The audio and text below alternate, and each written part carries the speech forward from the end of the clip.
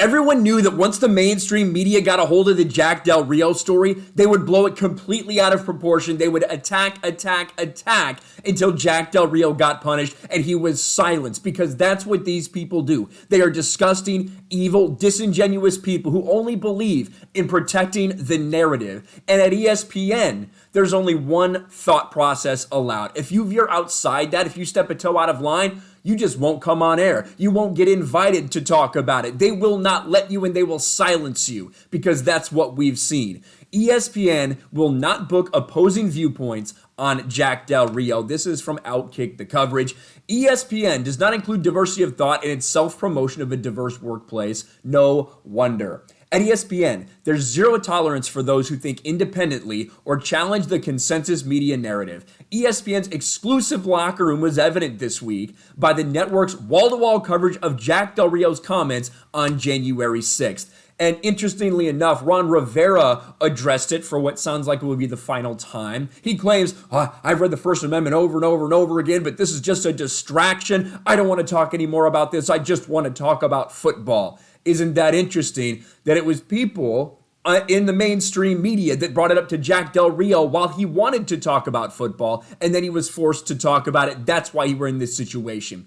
The NFL, well, the Washington Commanders in the woke NFL, fined Jack Del Rio $100,000 for saying the dust up at the Capitol and talking about comparisons to why didn't we investigate heavily the Summer of Love BLM riots that did billions of dollars in damage and killed many, many people. And now ESPN is trying to set the narrative.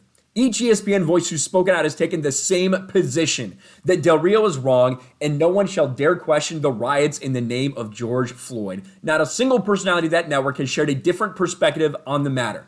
Not one. On any show, on SportsCenter, on the Round the Horn, on anything.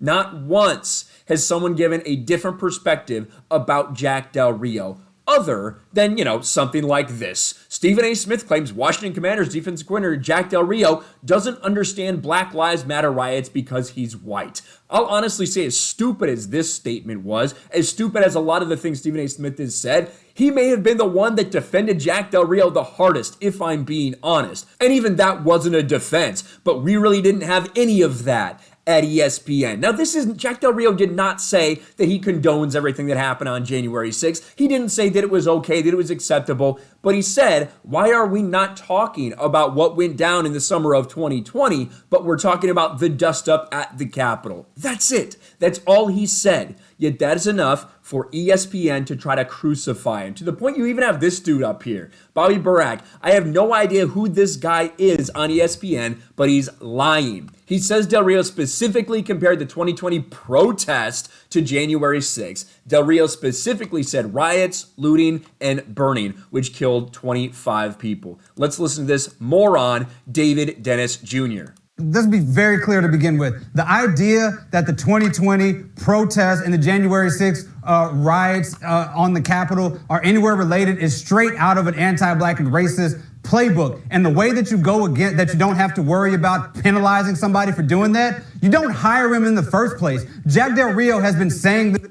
That's what it is about. If you have a different point of view, you're a racist. You're anti-black people. If you think this, you shouldn't hire people who think like that. Jack Del Rio should never been hired in the first place. How dare you hire someone who's not a woke leftist? ESPN should be disgusted with themselves, but they're probably happy with themselves. Let's be real. This is the point. That's why they have a network at this point. It's not actually to talk about sports. It's to talk about identity politics. Let me know what you think in the comments below. Smash a like button, subscribe to the channel, ring the bell for notifications, share this video out there, and I'll talk to you later.